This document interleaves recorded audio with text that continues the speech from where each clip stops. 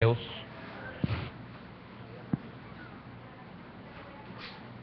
Aunque nosotros nos equivoquemos y a veces digamos libro, es epístola, es carta. Viera que cuando estamos aquí no es fácil, estar aquí queriendo predicar, primeramente por el Señor y después de tener un pueblo que creemos, no dudamos que es un pueblo enseñado y que está esperando recibir una buena enseñanza, pero es una bendición saber eso porque sabemos y sentimos obligados en prepararnos para venir y ser de bendición. Y ese es mi anhelo para con los niños, que los maestros se preparen, que los niños sepan, aprendan, que nadie los engañe. Amén. Bien, Hebreos capítulo 10, versículo número 23. Le debo el tema, no sé cómo ponerle a esto, pero usted reciba. Amén. Y es sobre la esperanza. Bien, dice así la palabra de nuestro Dios y vamos a leer en el nombre del Padre, del Hijo y del Espíritu Santo. Mantengamos firme, sin fluctuar, la profesión de nuestra esperanza, porque fiel es el que prometió. Amén. Vamos a pedirle al Señor que nos ayude. Padre bueno y amado, ministranos con tu palabra. Necesitamos ser enseñados. Aquellos que tenemos años de estar en tus caminos, hoy reconocemos que tu palabra nos ha ayudado en todas las circunstancias de la vida. En los momentos más duros y difíciles, ella nos ha sostenido. Tu palabra, tus promesas. Ella nos ha dado la salida, nos ha dado la respuesta, nos ha dado las fuerzas, nos ha dado la fe, nos ha dado la esperanza, Señor, para poder llegar hasta este día. Señor, ayúdanos a entender tu palabra. En el nombre de Jesús, bendice a todos aquellos que están con nosotros conectados. Sé propicio con ellos y también con nosotros. Bendice nuestras familias y nuestros hermanos que están fuera. En el nombre poderoso de Jesús. Oramos y te damos gracias. Amén, Señor, y amén. Puede sentarse, hermano.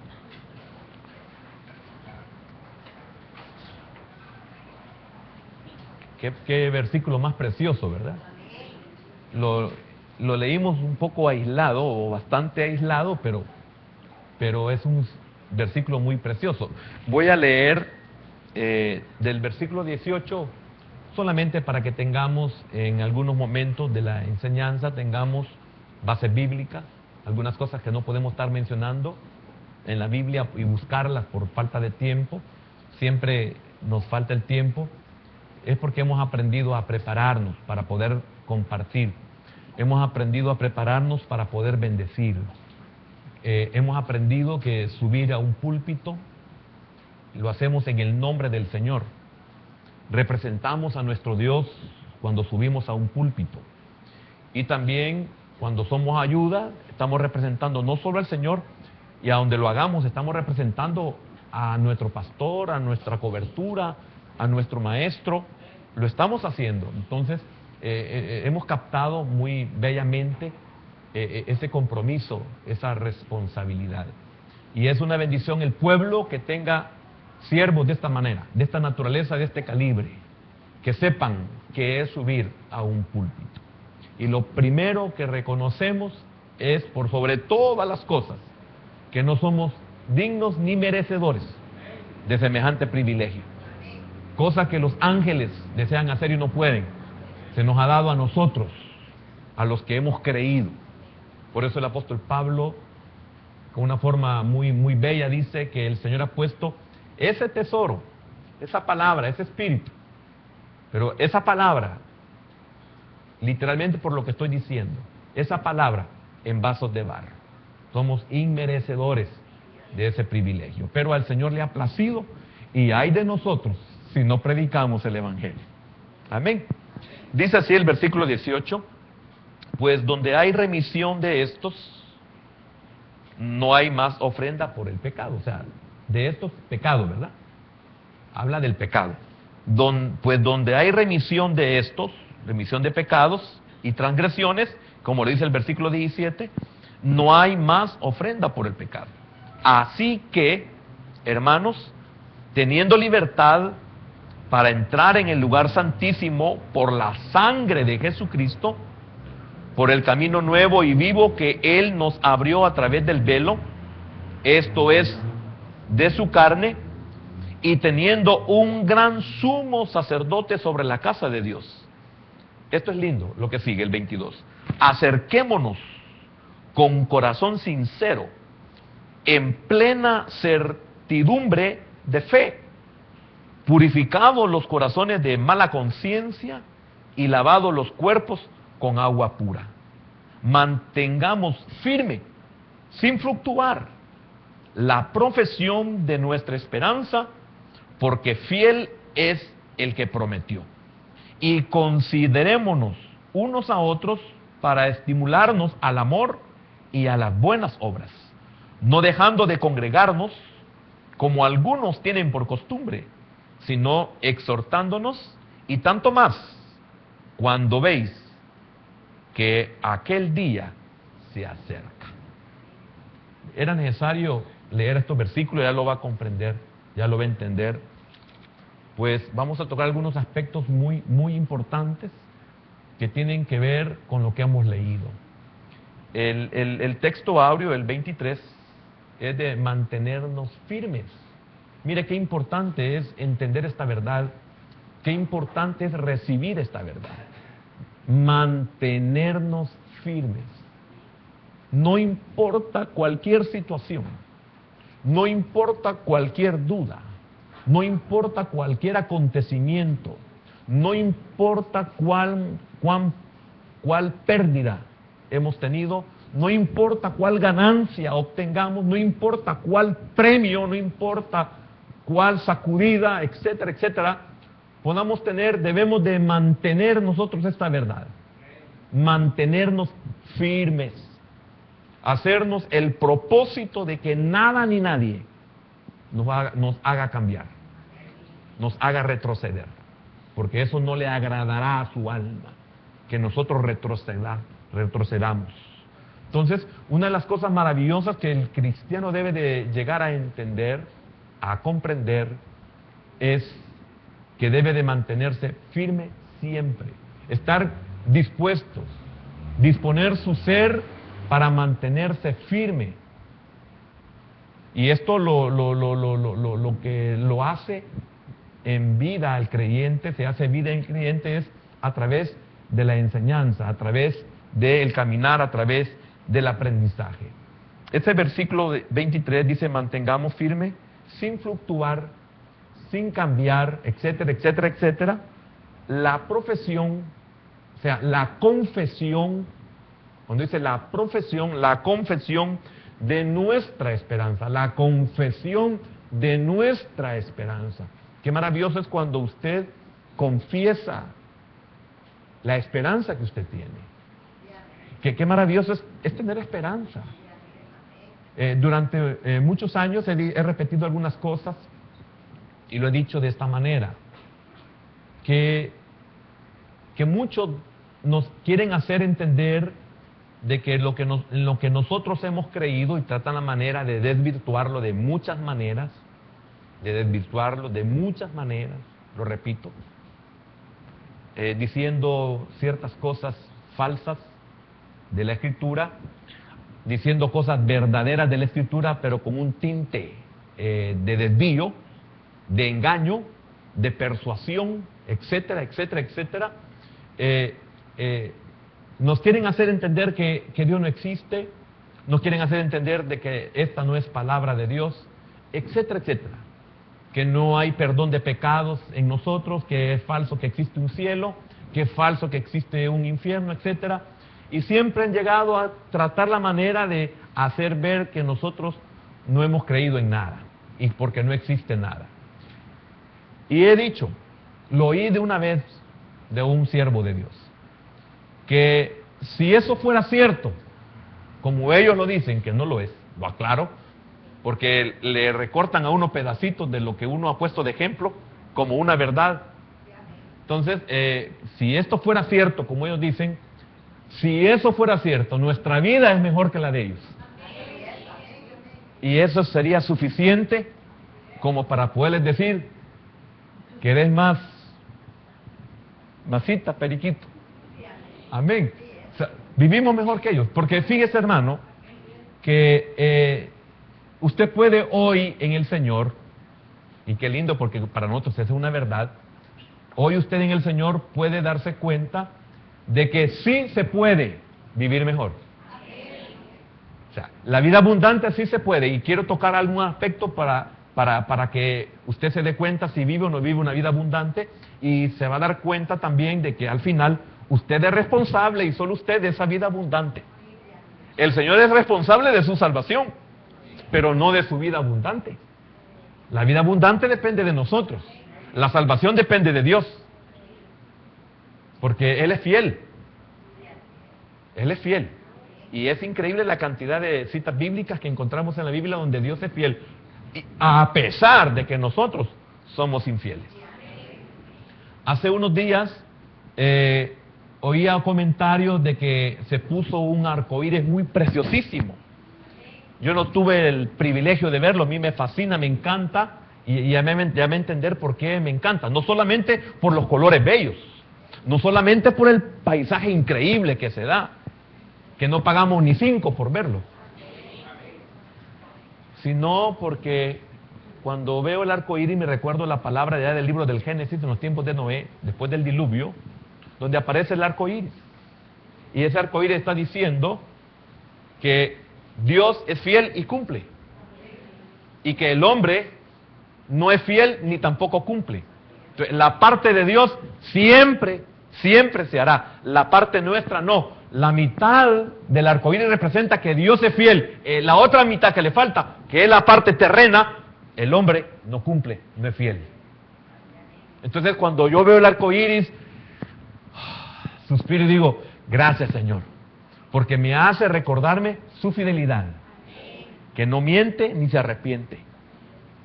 Y la otra parte no aparece, que es la parte que a mí me corresponde. Miento y me arrepiento, pero Él es fiel. Entonces, cuando estaba leyendo este versículo 23, mantengamos firme, sin fluctuar, la profesión de nuestra esperanza, porque fiel es el que prometió. Entonces, la salvación pertenece a nuestro Dios, y hasta hay una alabanza del libro de Jeremías. De ahí se ha sacado una alabanza. La salvación pertenece a nuestro Dios. Esa es una verdad irrefutable. Si Dios lo ha salvado, tenga la seguridad que usted es salvo. Amén. Lo que nos toca es solamente verificar si realmente esa salvación que creo que tengo está en mí a través de la Escritura. Si la Escritura me dice que la fe que yo tengo y lo que he creído es conforme a esa palabra, entonces yo tengo que estar firme siempre. No importa lo que pase, no importa lo que suceda, yo debo de mantenerme firme.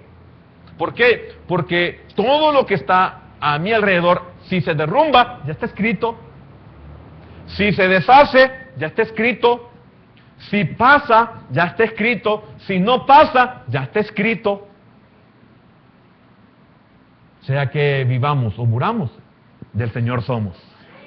Entonces, mantenemos esa firmeza. No importa cuántos nos fallen, si Dios no nos falla, ¿de qué nos vamos a preocupar?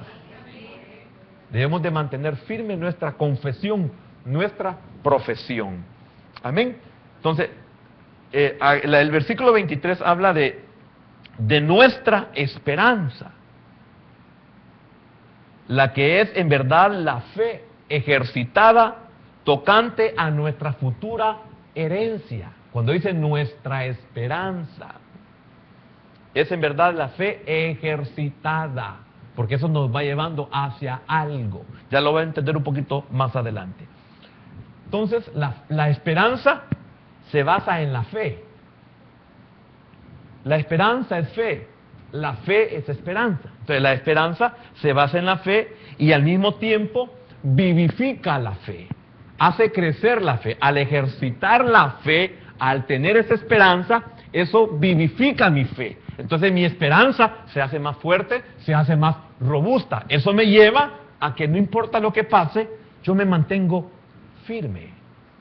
Porque imagínense qué tremendo si nosotros vemos la vida de Job, por ejemplo. Él se mantuvo firme. Usted puede ver algunos detalles, sí, pero ahí está sacando el Señor a luz la humanidad. Pero usted ve la esencia en Job. Fue increíble la fe de Job. Una fe férrea, como le hemos predicado hace muchos años, la enseñamos. La fe férrea en la vida de Job. La fe en la vida de José, por ejemplo. La fe en la vida de Abraham, que llegó a ser el padre de la fe. Y así podemos venir con una gran cantidad de hombres y mujeres de Dios que mantuvieron una fe increíble.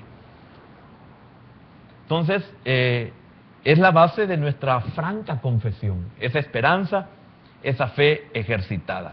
Como lo dice en alguna manera el apóstol Pedro en su primer carta, en el capítulo 3 y versículo número 15, sino santificad a Dios el Señor en vuestros corazones, y estad siempre preparados para presentar defensa con mansedumbre y reverencia ante todo el que os demande razón de la esperanza que hay en vosotros. Tremendo lo que dice Pedro ahí, ¿verdad?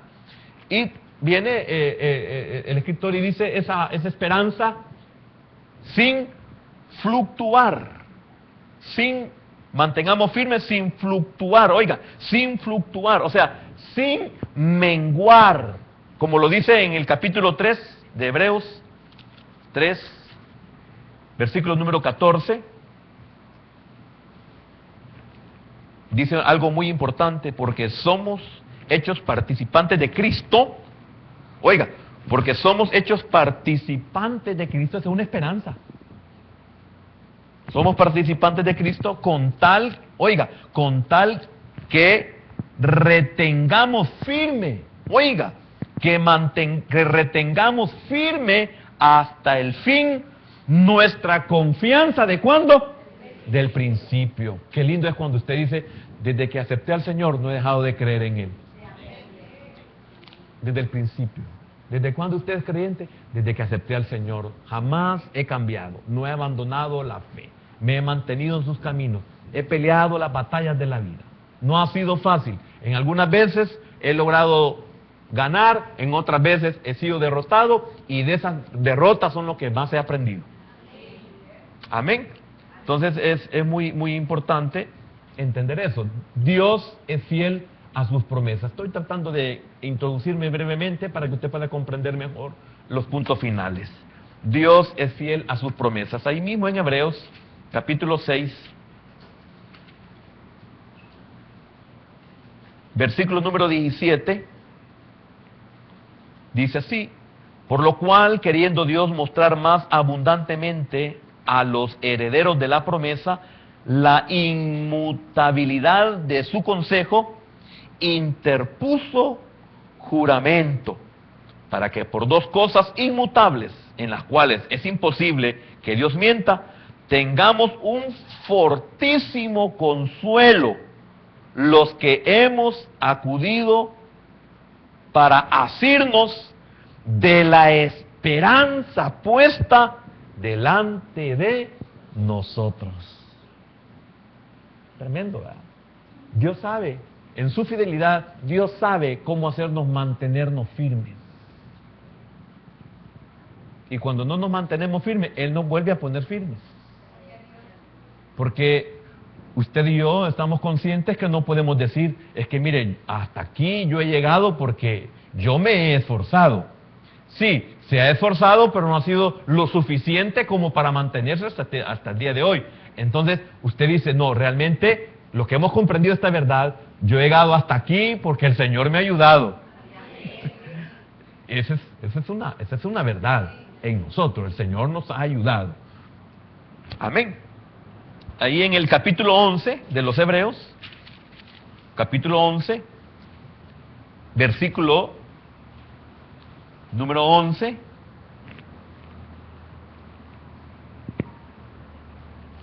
Dios es fiel. Por la fe también la misma Sara, siendo estéril, recibió fuerza para concebir y dio a luz aún fuera del tiempo de la edad, porque creyó que era fiel quien lo había prometido. Ya no podía dar hijos. Pero como Dios es fiel, ella creyó en la promesa. Y aunque era fuera de tiempo, y aunque era imposible, y aunque era estéril, y aunque todo estaba en contra, Dios se lo prometió y como Dios es fiel, se lo concedió. ¿Por qué hago énfasis en esto? Porque ¿cuántas cosas están fuera de tiempo en nosotros? A mí me da tristeza las personas que dicen, es que ya estoy viejo, yo ya me voy a morir. Yo lo he dicho en algunas veces en el hecho de que no somos eternos en este cuerpo, pero no de que yo estoy con esa pena de que ya me voy a morir. O sea, no es así el asunto. Si usted así lo ha comprendido, se ha equivocado. Yo puedo tener 30 años y sentirme como de 12. Así debería sentirse usted. Ay, es que mire, yo ya vuelo a hijío solo porque tiene 65 años. Imagínese, uno no se pone a pensar, ¿y si son 20 años los que le faltan? ¿Y si son 25 años los que le faltan? ¿Cómo los va a vivir? Es que mire, es que yo ya estoy viejo. No voy aquí, que aquí ya era fuera de tiempo. Usted sabe de que a Abraham, por esa fe en el Señor, que Dios le dio promesa, y que esa promesa se la dio cuando él ya era prácticamente un anciano, también él ya estaba fuera de tiempo, y que el Señor fuera de tiempo les dio hijos porque los rejuveneció, porque volvió estéril su matriz, volvió fértil, gracias, al revés, volvió fértil su matriz, su matriz estéril, gracias. Entonces, ¿cuántas cosas en nosotros pueden ser estériles? Y Dios las puede volver fértiles. Aún aquellos que nos podemos sentir mala tierra, Dios puede hacer de nosotros buena tierra. Si lo que existe es lo que no era antes. Lo dice también el escritor a los hebreos, que Él hizo de la nada lo que hoy existe, lo que hoy es. Amén. Entonces, es muy importante que entendamos esa verdad. En 1 Corintios, capítulo 9, 1 Corintios, capítulo 1, perdón, versículo 9, 1 Corintios 1, 9, dice así la palabra de Dios. Yo espero que cada cita bíblica esté fortaleciendo su vida. Esta es la palabra profética más segura a la cual debemos de estar atentos. Esto vale más que 1000 palabras mías. Dice así: fiel es Dios, por el cual fuisteis llamados a la comunión. Porque lo que tengo que hablar de Hebreos es que somos llamados a la comunión. Es que tenemos comunión. Es que podemos tener comunión en el hecho de que podemos acercarnos sin temor. Mire, qué maravilloso. ¿Qué esperanza tiene? Que yo puedo acercarme confiadamente hasta el trono de su gracia y poder esperar de Él el oportuno socorro. ¿Y por qué tiene usted? Porque tengo esperanza. ¿Y esa esperanza de dónde viene? De mi fe en Él. Y de ejercitar mi fe es que yo puedo acercarme confiadamente delante del trono de su gracia. No importa lo que yo haya hecho, no importa lo que haya pasado, yo sé que puedo acercarme confiadamente. ¿Por qué? Porque, le repito, el arco iris. Yo soy infiel, pero Él es fiel, por eso lo hago, no por mí, por Él. Entonces me puedo acercar a Él por los méritos de su Hijo. ¿Y para qué si Él no tenía necesidad? Él no tenía necesidad, pero yo sí tenía necesidad. Por eso Él cumplió, para que yo, que no podía, lo pueda hacer. Y mire, hermano, esto es lo triste para aquellos que un día les viene a amanecer esta verdad y dicen: ¿cuánto tiempo yo pensé que Dios a mí no me oía? ¿Cuánto tiempo me sentí indigno de acercarme al Señor? Sí, es cierto, mantenga siempre que usted es indigno, pero acérquese. Sí, sepa que usted es indigno, pero pida. ¿Y cuántos recibimos porque nos acercamos y porque pedimos? ¿Y qué es lo que nos lleva? La esperanza. Entonces yo no tengo absolutamente nada en mí para poderme acercar o hacer. Pero en Cristo, la esperanza de gloria es la que me permite hacer o acercarme, pedir, confiar, creer, recibir. Y esto me lleva a darme cuenta de que la muerte es una bendición. Porque la muerte es la que me va a trasladar, ya lo voy a ver más adelante, me va a trasladar a esa esperanza en la que estoy confiando. Amén. Entonces, ¿qué es esperanza? Confianza que se tiene de recibir una cosa. Repito, confianza que se tiene, la esperanza, confianza que se tiene de recibir una cosa. Y para esto quiero que vayamos a Colosenses. Pablo a los Colosenses, a los que estaban en Colosa, capítulo 1.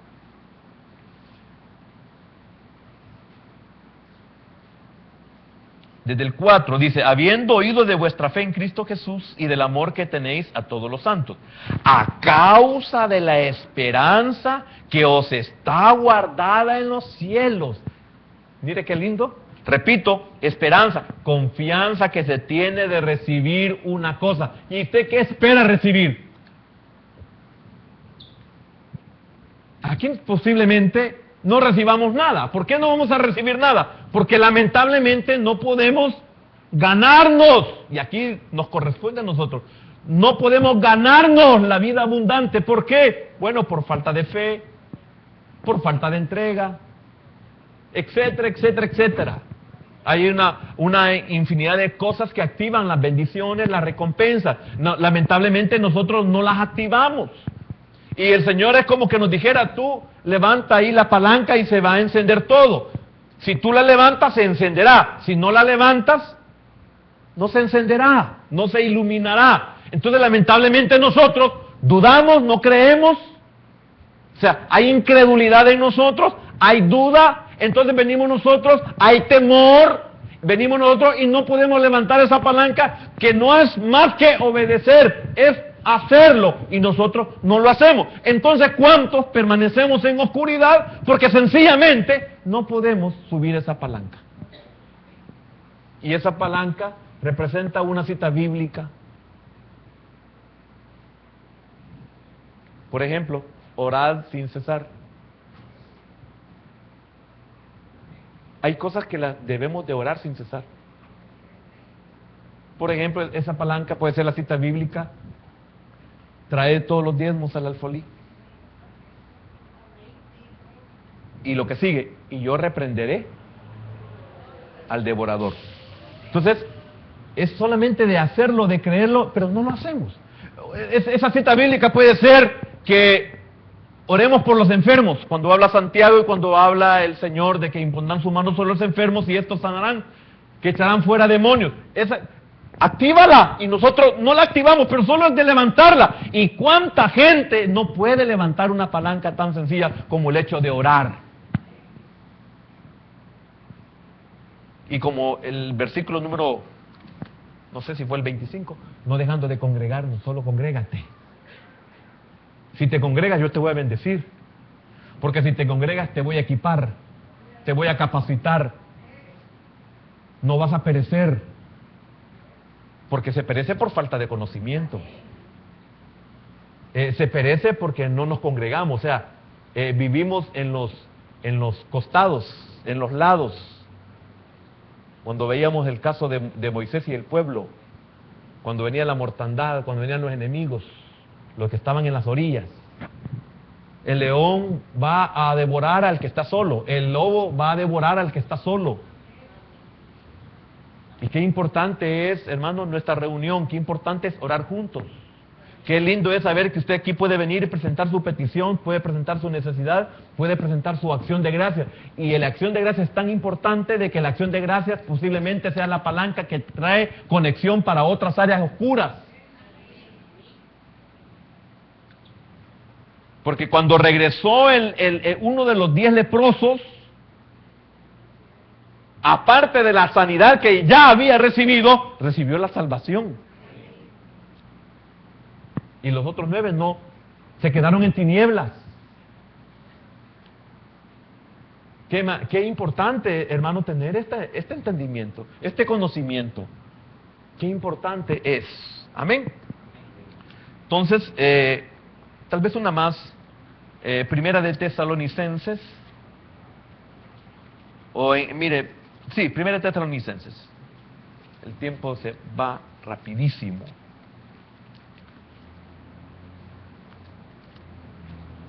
Capítulo 5, si no me equivoco. Sí, vamos a leer el 23 y 24. Y el mismo Dios de paz os santifique por completo. Y todo vuestro ser, espíritu, alma y cuerpo, sea guardado irreprensible para la venida de nuestro Señor Jesucristo. El 24. Fiel es el que os llama, el cual también lo hará. Es cierto que nuestra lucha y nuestra batalla en el alma y la conquista del alma, y de ella depende la vida abundante, aunque hemos dicho y hemos mantenido de que no tenemos vida abundante, que está representada en esa palanca, porque lamentablemente solo es de levantarla, solamente es de creer, solamente es de obedecer, solamente es de accionar. Es cierto, pero el Señor dice que aún eso, Él pone en nosotros el querer como el hacer.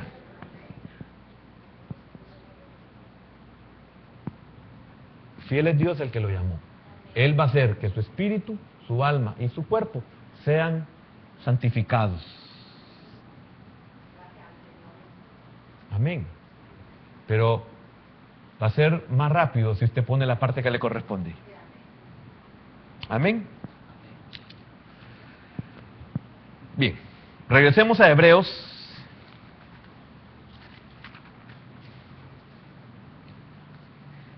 Capítulo 10 y versículo número 23. Mantengamos firme, sin fluctuar, la profesión de nuestra esperanza, porque fiel es el que prometió. ¿Cuáles son los beneficios de esta esperanza, de esta fe, de la fe en el Señor, de la esperanza en Cristo, de recibir una herencia eterna en los cielos, que es Cristo en nosotros, la esperanza de gloria? Es Cristo en nosotros, no es tanto lo que vamos a ver, lo que vamos a tener en el cielo, eso es pequeño para tenerlo a Él, para que nos formemos en Él. Todo lo demás es pequeño. ¿Sabe cómo? Es como la salvación que usted tiene aquí. Si usted tiene verdaderamente la salvación, mire cuánto privilegio está a su favor, mire cuánta bendición, cuánta recompensa, cuánta añadidura. Todo eso no es nada cuando lo comparamos con Cristo.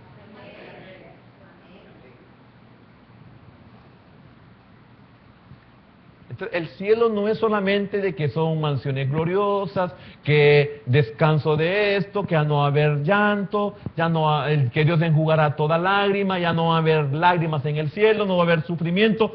Hermano, eso no es nada.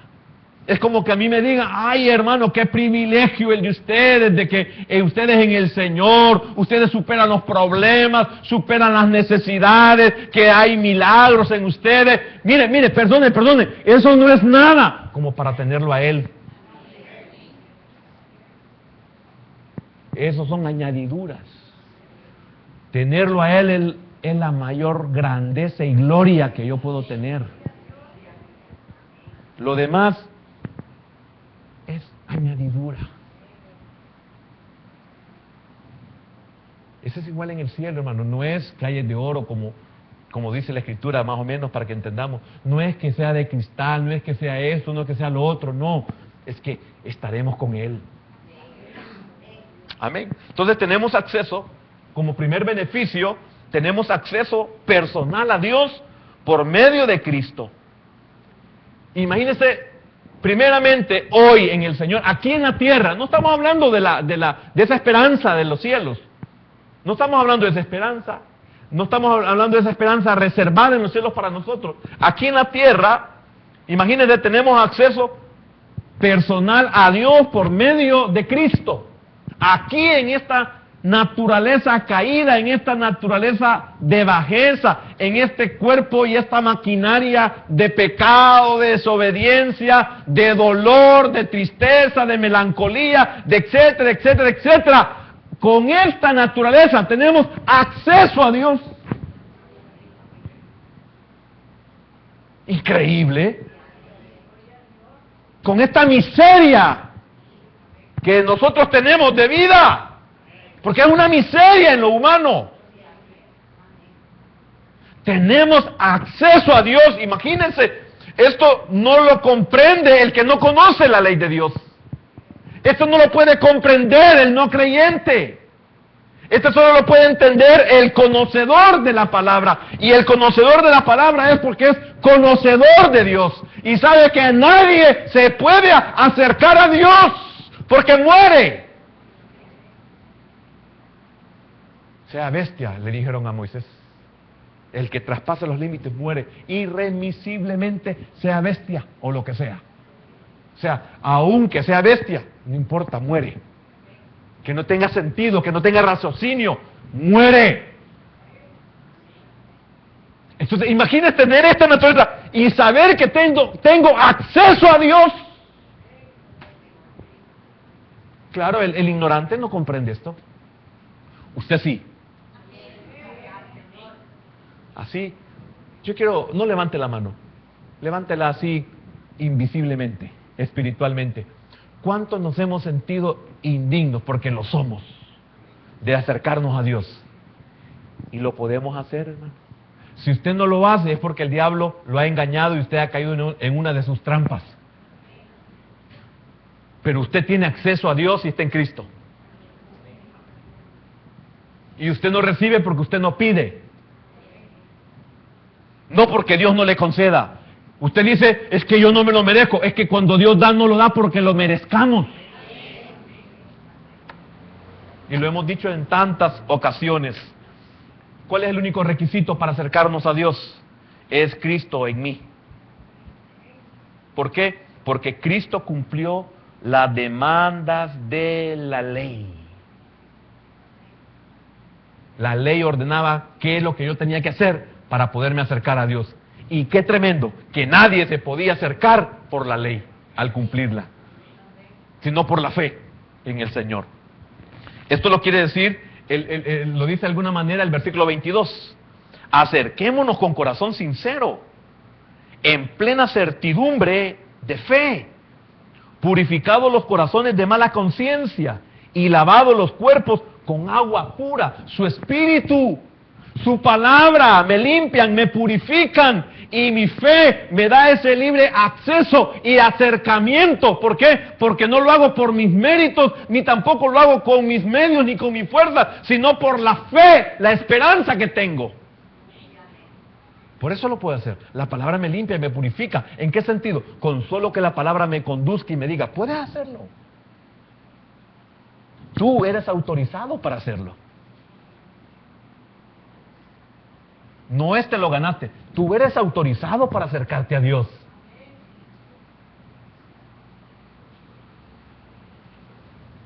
Hermano, acérquese a Dios, hágalo. Usted es autorizado. Amén. Así como aquellas casas en Egipto estaban autorizadas por Dios, esas casas, esas familias estaban autorizadas por Dios para que la muerte no entrara. Amén. Podemos creer en la fe, crecer en la fe, perdón. Podemos crecer en la fe. ¿Y para qué necesito crecer en la fe? Porque si crezco en la fe, voy a poder vencer las dudas. Qué terribles son las dudas. Si crezco en la fe, voy a poder vencer las dudas. ¿Y cuántos estamos mal porque dudamos? Por eso no fluctuemos, dice. Podemos vencer las interrogantes. Podemos vencer, ¿qué le puedo decir? Vencer las necesidades, vencer los obstáculos, vencer el presente, o sea, la situación actual. Podemos vencerla. Por la fe lo podemos lograr. También podemos profundizar en nuestra relación con Dios. No solamente el acercarnos, que sería el entablar, el establecer, el iniciar nuestra relación con Dios, sino que también profundizar nuestra relación con Dios. Amén. Podemos fortalecernos, podemos estimularnos por la vida, la fe, la esperanza, el testimonio de los demás. Mire todo lo que podemos fortalecernos cuando nuestra fe crece. O no crecemos cuando oímos un testimonio. O no crecemos cuando vemos la vida de los hermanos. Que nosotros, especialmente cuando nosotros los hemos conocido y hemos podido ver la diferencia de cuando los conocimos, de cuando se iniciaron en el Señor hasta el día de hoy. Y eso nos fortalece. Eso significa que hemos crecido en la fe. Bueno, solo el hecho de cómo nos vestimos. Cuando nosotros veníamos, posiblemente veníamos todos desagreñados. Hoy queremos venir bien. ¿Por qué? Porque así como estamos por dentro, queremos sentirnos por fuera. Significa que estamos siendo purificados. Amén. También podemos reunirnos, estar juntos para adorarlo. Lo que dice el versículo 25.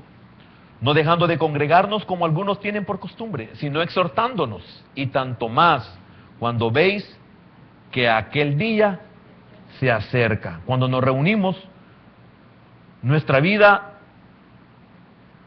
se rejuvenece, nuestra vida se fortalece. Amén. Y cuando nos reunimos, anunciamos nuestra fe, anunciamos nuestra esperanza. Porque dígame, ¿por qué es que nosotros nos congregamos? ¿Por qué es que nosotros nos reunimos? Estamos anunciando nuestra fe y estamos también anunciando nuestra esperanza. Entonces, el acercarse a Dios por medio de Jesucristo, se tiene acceso a Dios, se es redarguido, porque se es redarguido, hay una limpieza espiritual por medio de su presencia y por medio de su palabra, por dos formas. Solo la presencia de Dios nos redarguye, y aparte de la presencia, también su palabra nos redarguye. Entonces somos purificados. Pero también ese conocimiento y ese acercamiento nos hace, como dice aquí la Escritura, ver los fines de los tiempos. Fíjese qué tremendo esto. Esto lo vimos en el versículo 25 al final, el que le acabo de leer, donde dice, no dejando de congregarnos, como algunos tienen por costumbre, sino exhortándonos, y tanto más cuando veis que aquel día, oiga, los fines de los tiempos.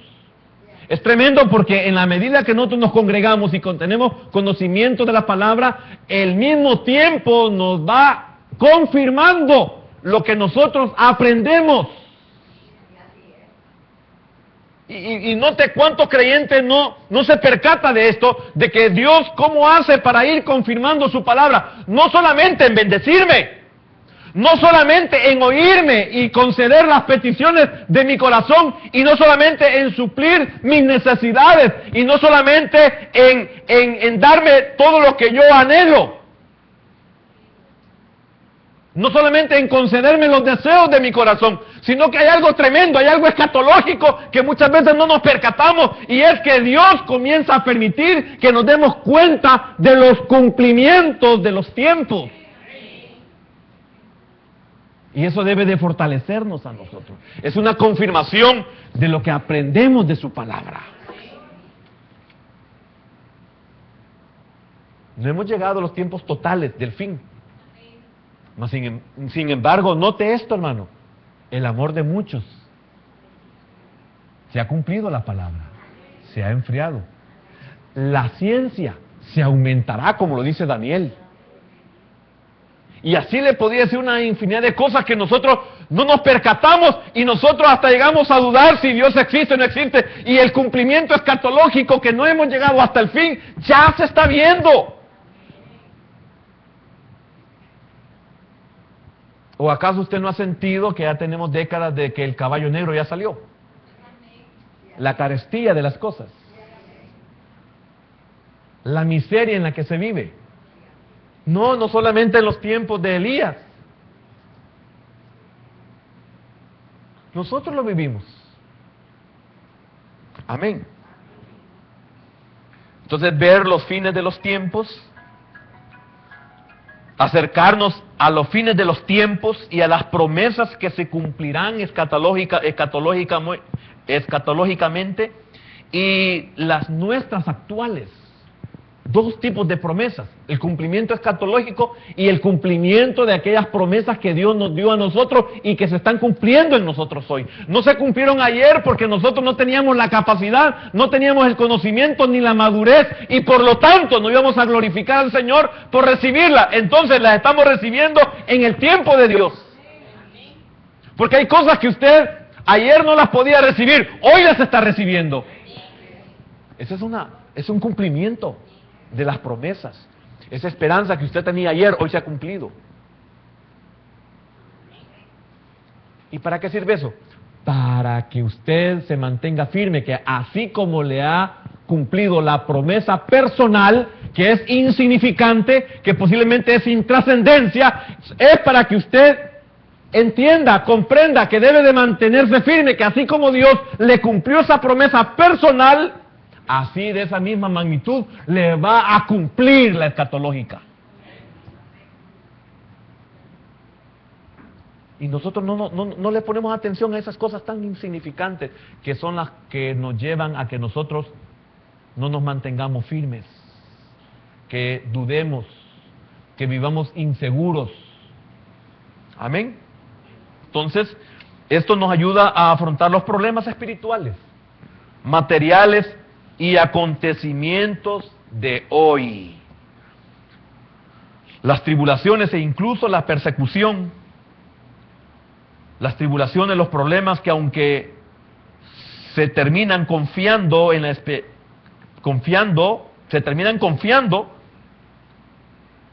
esperanza de que hemos creído en el Señor. Ahí esas tribulaciones llegan a su fin. Y aunque estas no se terminen, nosotros seguimos con la esperanza. Amén.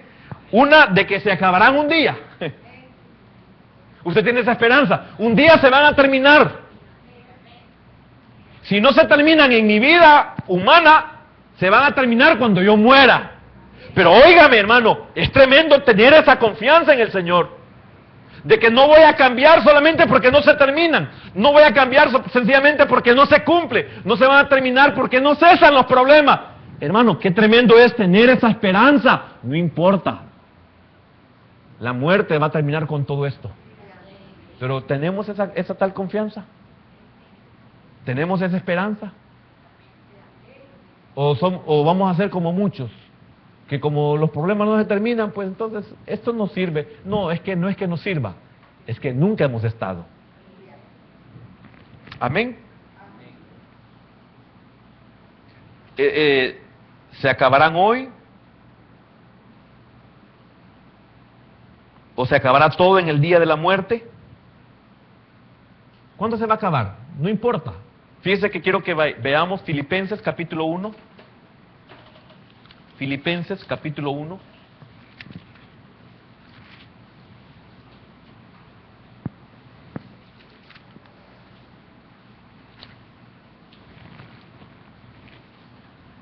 Filipenses capítulo 1, versículo número 21.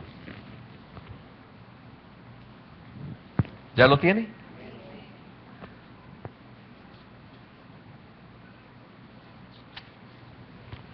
Dice así: porque para mí el vivir,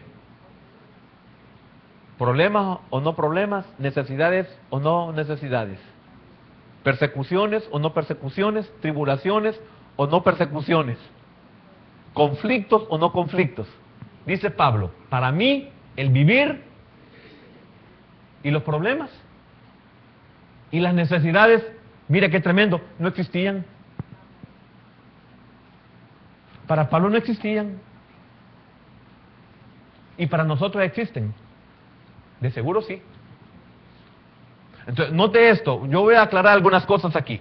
Porque para mí, el vivir es Cristo. Imagínense qué tremendo. Para mí, O sea, estamos hablando de un hombre que superó, un hombre que logró entender, alcanzar la vida abundante. ¿Y qué es la vida abundante? Es cuando se muere a la carne. Porque cuando usted se muere en la carne, ya no hay por qué luchar, ya no hay por qué afligirse, ya no hay por qué conflictarse. Un ejemplo de ello fue el Señor. Nada le afectó. Y todas las preguntas que le hicieron al Señor, solo una de ellas contestó. Una o dos, pero una le dijo, ¿lo dices tú o te lo han dicho? Cuando le preguntaron, ¿eres tú el rey de los judíos?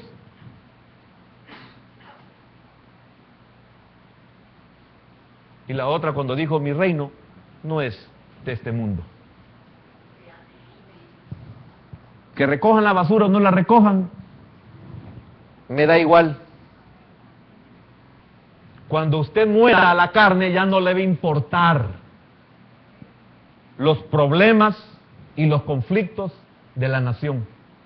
Y no porque le valga a la nación, sino porque no le afectan. A mí no me afecta, había cantidad de mentirosos. Ya no me afecta a mí eso. Y lástima que hay tontos que creen, ¿verdad?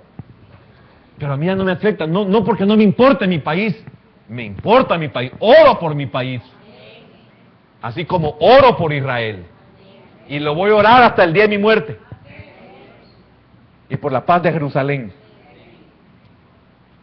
No es que no me importe mi país, amo mi país, no es que no me importen los gobernantes, oro por ellos, pero no me afecta, tengo que luchar para que no me afecte. ¿Por qué? Porque esa es vida abundante. Por eso Pablo, tremendo, dice, para mí el vivir es Cristo. Y el vivir en Cristo para Pablo, aparte de que estaba ya desligado en la carne de todo lo que giraba a su alrededor, era lo único que quedaba en Cristo aquí en la tierra, era predicar su palabra. Lo que me hace estar aquí es este pueblo. Qué maravilloso es tener vida abundante, lo que pasa es que no la conocemos. Ahora, dice Pablo, porque para mí el vivir es Cristo y el morir es ganancia. Y yo quiero tocar algo bien importante aquí, bastante importante, y es que si usted y yo no estamos listos para morir, hoy sí quiero que levante la mano. ¿Quién está listo para morir? De verdad, para morir. Si usted dice, yo estoy preparado para morirme ya, ahorita. No se le va a parar el corazón. ¿Verdad? Yo sé que algunos tienen, pero en fe. Yo no estoy hablando de fe. Yo estoy hablando de, ¿estamos preparados para morir? Entonces oiga esto, porque ni yo tampoco la levanté. Oiga lo que le voy a decir. Si usted y yo no estamos listos para morir, tampoco lo estamos para vivir. Porque si usted estuviera listo para morir, usted estaría listo para vivir, usted tendría vida abundante. Y la vida que lleva, por más que me lo diga, no le creo que usted tenga una vida abundante.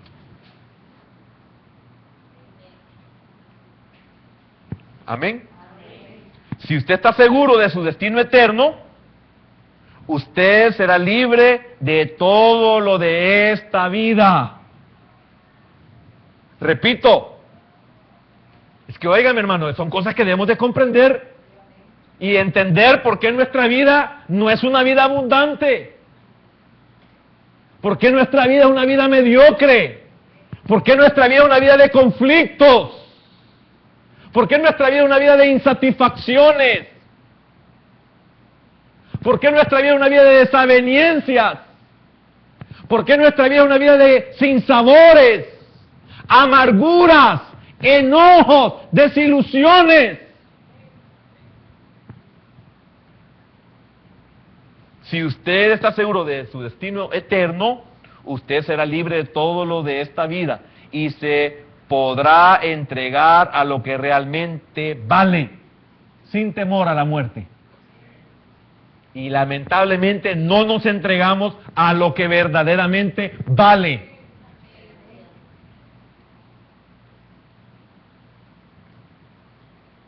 ¿Ve la diferencia? Ser cristiano no es solamente creer en Cristo, ese es el principio. Porque creemos que en Cristo, ¿y cuántos creen en Cristo? Y mire la vida que llevamos. Eso no es vivir en Cristo. Hasta solo entonces podrá vivir y disfrutar la famosa vida abundante que tanto se habla y nadie comprende. Hablamos de la vida abundante y no se comprende qué es la vida abundante. ¿Por qué? Porque no la disfrutamos. Es una media alegría, una media bendición. Creemos que esa es vida abundante. Esa no es vida abundante. Vida abundante es cuando usted y yo podamos un día, como lo dijo Pablo, no solo en palabras. Para mí, el vivir es Cristo. Y el morir es ganancia. Entonces, para los que no creen en Dios, la vida en la tierra es todo lo que hay. Y lo voy a repetir porque no sé cuántos de nosotros estamos en esto. Para los que no creen en Dios, la vida en la tierra es todo lo que hay. Por lo tanto, es natural para ellos empeñarse con los valores mundanos o en los valores mundanos. Fácil y sencillo. Pablo verdaderamente mantuvo firme, sin fluctuar, esta esperanza. Y pudo decir con total confianza que morir sería mejor que vivir. Amén.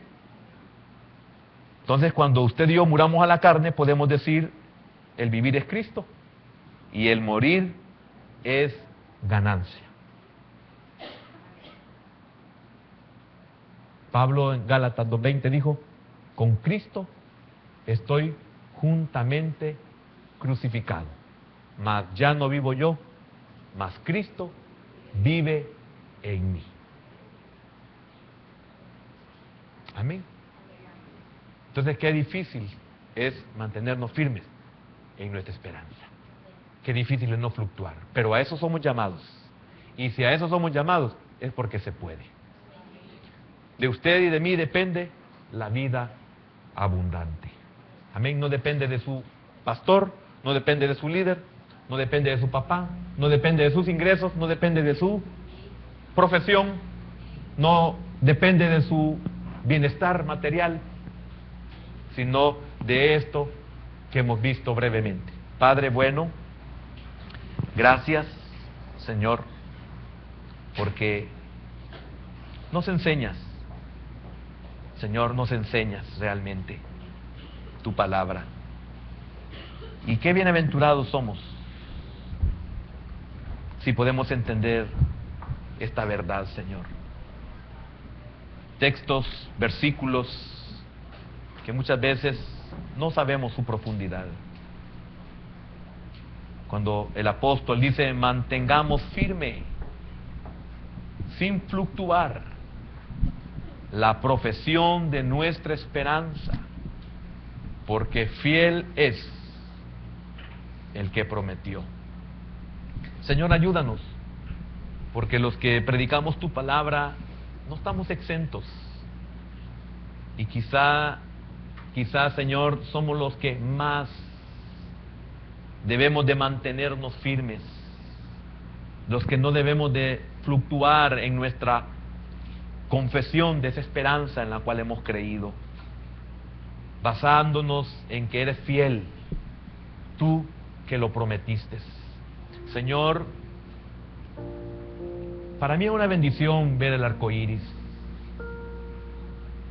Me da alegría, Señor, de que he creído en un Dios fiel,